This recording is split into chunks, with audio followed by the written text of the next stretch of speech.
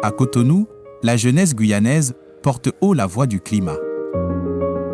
Lins Benoît, 23 ans, jeune ambassadrice du climat, explique comment les jeunes de Guyane s'organisent pour protéger leur territoire et faire entendre leurs idées au sommet Climate Change Afrique 2025. On a différents points, on va aller sensibiliser les habitants de Guyane dans les différentes communes, donc les 22 communes. On va avoir donc des formations auprès des associations, des institutions. On est beaucoup aidé par la collectivité territoriale de Guyane, évidemment. Il y a eu des formations, par exemple, sur les tortues marines. Les jeunes ambassadeurs ont pu être formés à la nécessité de protéger les tortues. Comment est-ce qu'on peut protéger les sites de ponte? Ensuite, on a des actions très concrètes sur le territoire.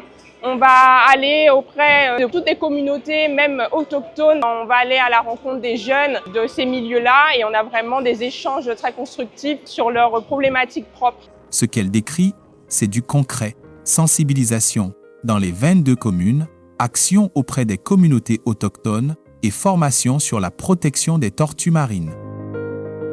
Pour Lins, être ambassadeur du climat, c'est aussi apprendre à parler, à convaincre et à défendre la Guyane.